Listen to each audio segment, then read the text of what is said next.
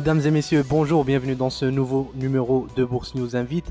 Cette semaine, c'est une particularité, je n'ai pas un invité, mais deux. Je commence d'abord par celui que vous ne connaissez pas pour l'instant. Il s'agit de monsieur Sidi Nathan Dion. Bonjour. Alors, je rappelle que vous êtes président, fondateur, directeur général de Emerging Markets Rating et de Wara, une agence de notation internationale. Et à ma gauche, monsieur Brahim Sintisi, peut-être inutile de vous présenter aujourd'hui aux internautes de Bourse News, mais je vais le faire quand même. Vous êtes fondateur, président, directeur général de CGFIC Consulting. Merci messieurs d'être avec nous aujourd'hui dans ce numéro. Alors on va parler de rating, on va parler de la problématique du rating et du risque crédit, ainsi que plusieurs problématiques autour de ces questions-là. Je commence peut-être par une première question, si c'est ici. On parle de risque crédit. Est-ce qu'on pourrait avoir une plus grande définition de ce mot? Ça veut dire quoi le risque crédit? Alors de manière très simplifiée, le risque de crédit, c'est le risque que vous prêtez de l'argent à quelqu'un qui ne va pas soit vous rembourser le principal, soit les intérêts, soit les deux. Donc un crédit, c'est de manière globale ne pas honorer un engagement financier, donc par rapport au service d'une dette donnée. Très bien, et c'est ici qu'on retrouve justement l'importance de la problématique du rating, puisque le rating, j'imagine, permet de réduire ce type de risque pour les investisseurs, n'est-ce pas?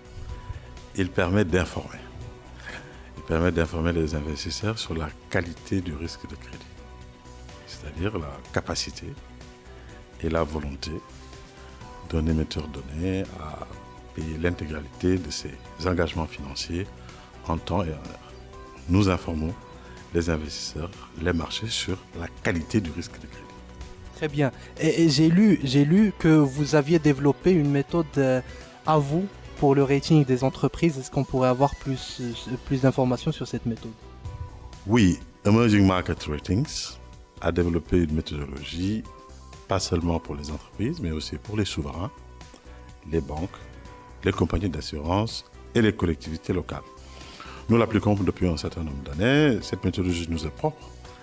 Elle est assez volumineuse. Nous avons passé 2 jours et des cas pratiques ici à la bourse de Casa, que je remercie au passage pour leur hospitalité, de nous avoir accueillis ici pendant 2 jours. Et je pourrais vous en donner quelques aspects si ça vous intéresse. C'est par exemple que, vous savez,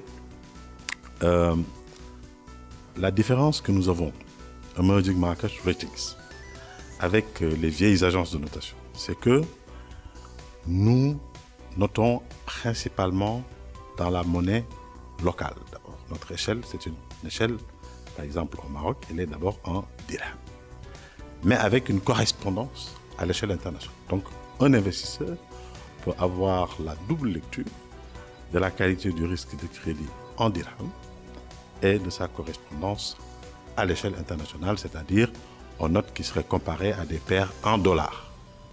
OK? Alors, ce qui nous a conduit à établir cette méthodologie, c'est parti de l'observation selon laquelle les raisons pour lesquelles les entreprises dans les pays émergents font défaut sont souvent dues à des raisons qualitatives et ne sont pas comparables à celles qui pourraient conduire les entreprises en Suède, en Islande, aux États-Unis ou en Nouvelle-Zélande à faire défaut.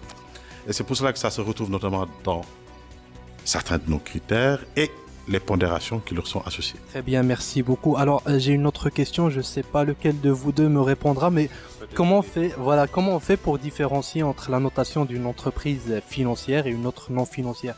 Est-ce qu'il y a des critères qu'on doit, j'imagine que oui, mais sur quoi on se base par exemple lorsqu'on va noter une entreprise financière? Je peux essayer. En fait, l'idée c'est que, on va dire, les sources de revenus et les risques ne sont pas les mêmes pour une entreprise financière et non financière. Et même dans les entreprises financières, je ne sais pas si vous classez les assurances dedans, mais entre une banque et une assurance, c'est très différent. Pour être très schématique, typiquement pour une banque, on va s'intéresser à son bilan. D'accord, on va analyser effectivement ses fonds propres, ses engagements, son leverage, les créances en souffrance. Donc finalement, c'est des ratios qui sont assez particuliers, qui sont très spécifiques à la banque. Alors que au niveau d'une entreprise, on va plutôt s'intéresser à son compte de résultats. On va vraiment raisonner en termes de cash flow, d'accord? Et c'est ces cash flows-là, par rapport à bien sûr son endettement et la structure de son bilan, de ses fonds propres, qui vont nous renseigner. Très bien, je ne sais pas si vous avez quelque chose à rajouter. Oui, Brahim a dit l'essentiel. Ce que je voulais simplement rajouter, c'est d'abord la question de la typologie et la question des différences de méthodologie. C'est ce qu'on essaie de capturer lorsqu'on a affaire à une entité donnée. D'abord, vous parlez des entreprises financières et des non financières. C'est une typologie de base. On peut aller plus loin. Et Brahim l'a abordé. Parmi les banques, on peut parler des banques d'affaires, on peut parler des banques de développement, on peut parler des banques de détail. On peut les sérier. Et là aussi, ce que nous allons capturer, ce n'est pas toujours la même chose. Il y a des constantes. OK ? Et même dans l'analyse, une fois que nous avons fait l'analyse comme si l'entité en question était isolée dans son monde, il y a aussi d'autres éléments qui viennent se rajouter, comme par exemple les facteurs de support, etc., qui font que pour une méthodologie déterminée, même dans une typologie donnée, nous pouvons avoir beaucoup de variantes. C'est la première précision que je voulais faire. Pour les non financières, c'est la même chose, il l'a bien dit.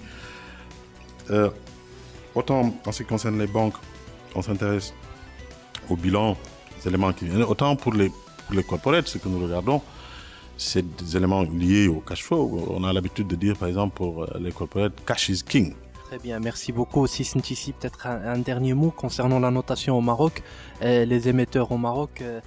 Cette problématique a été longuement soulevée, notamment par les gérants de fonds. Est-ce que pour vous aujourd'hui, il y a une véritable prise de conscience? Alors pour moi, c'est une histoire d'offre et de demande. Il faut savoir qu'à un moment, on avait pas mal de liquidités. Donc effectivement, les émissions étaient massivement souscrites et il y avait un terrain favorable aux émissions parce que les taux étaient assez bas.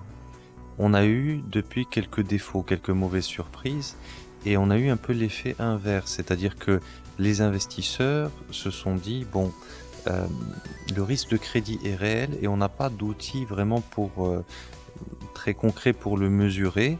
Et de même, les émetteurs, on a eu vraiment une baisse du nombre d'émissions de titres de dette privée ces derniers temps.